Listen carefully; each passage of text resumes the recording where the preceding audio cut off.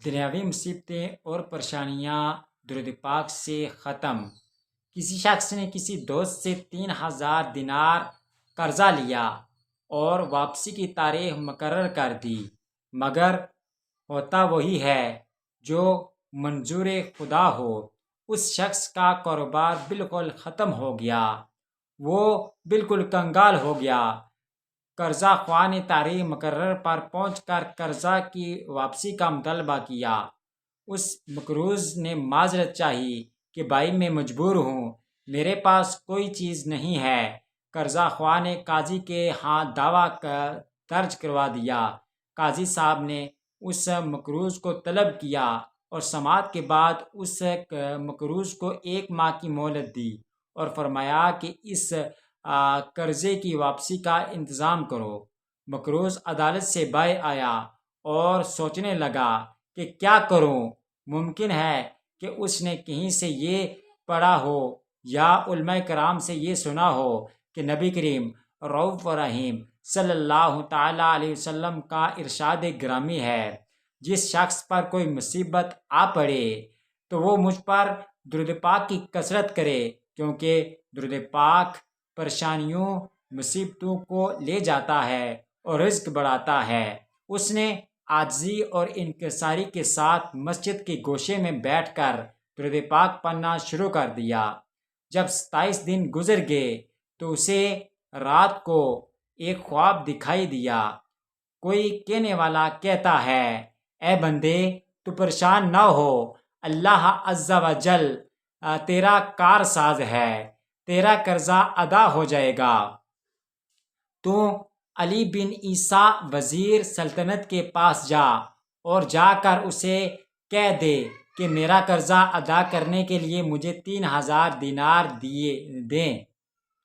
فرمایا، جب میں بیدار ہوا تو بڑا خوشحال تھا، پریشانی ختم ہو چکی تھی، لیکن یہ خیال آیا کہ اگر وزیر صاحب کوئی دلیل یا نشانی طلب کریں تو میرے پاس کوئی دلیل نہیں ہے۔ دوسری رات ہوئی، جب آنکھ سو گئی تو قسمت جاگ اٹھی، مجھے آقا صلی اللہ تعالیٰ علیہ وسلم کا دیدار نصیب ہوا۔ نبی کریم رؤوف رحیم صلی اللہ تعالیٰ علیہ وسلم نے بھی علی بن عیسیٰ وزیر کے پاس جانے کا ارشاد فرمایا۔ جب آنکھ کھلی تو خوشی کی انتہا نہ تھی۔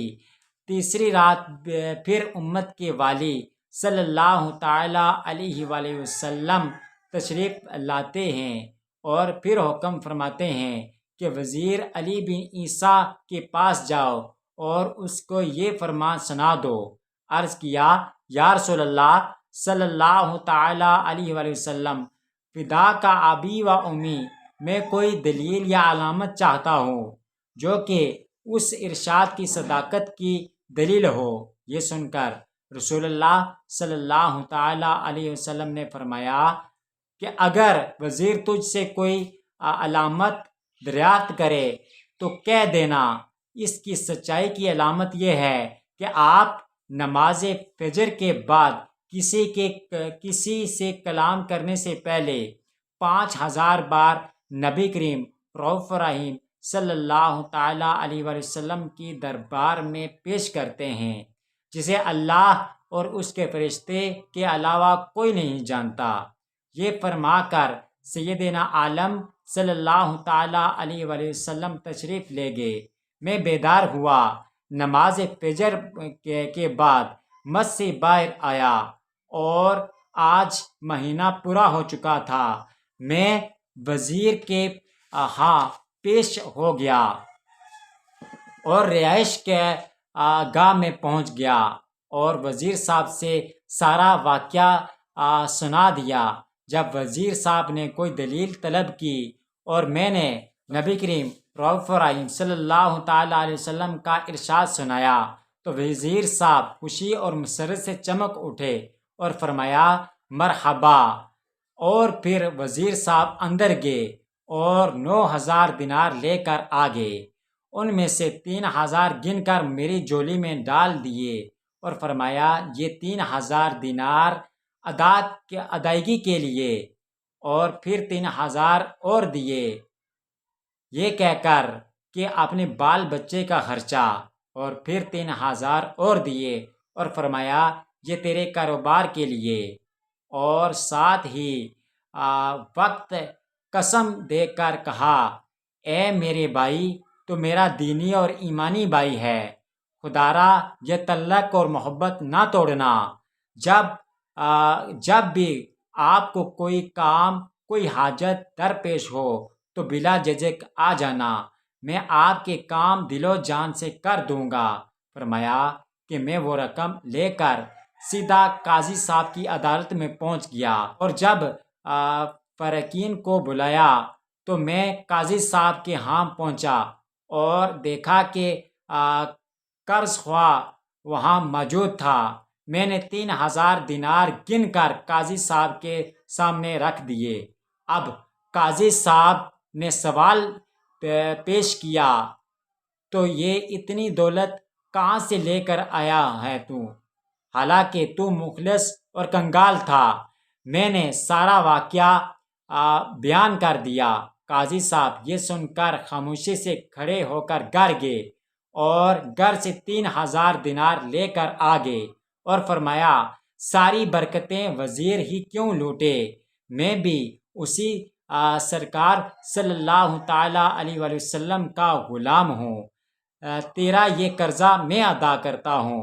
جب صاحب قرضے نے یہ ماجرا دیکھا تو وہ بولا کہ ساری رحمت تم لوگ ہی کیوں سمیٹ لو، میں بھی ان کی رحمت کا حقدار ہوں۔ یہ کہہ کر اس نے تحریر کر دی کہ میں نے اس کا قرضہ اللہ عز و جل کے لیے معاف کر دیا۔ اور پھر مقروض نے قاضی صاحب سے کہا آپ کا شکریہ، التجا اپنی رقم سنبھال لیجئے۔ تو قاضی صاحب نے فرمایا اللہ عز و جل اور اس کے رسول صلی اللہ تعالیٰ علیہ وسلم کی محبت میں جو دینار لایا ہوں وہ واپس لینے کو ہرگز تیار نہیں ہوں، یہ آپ کے ہیں، آپ لے جائیں۔ تو میں 12,000 دینار لے کر گھر آ گیا اور قرضہ بھی معاف ہو گیا۔ یہ برکت ساری کی ساری درود پاک سے ہے۔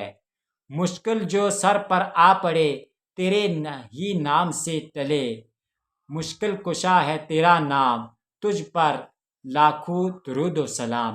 تو دیکھا آپ نے کہ درود پاک ایک ایسا وظیفہ ہے جو ہر مصیبت اور ہر پریشانی کا سامنا کرتا ہے۔ درود پاک سارے وظیفوں کا سردار ہے۔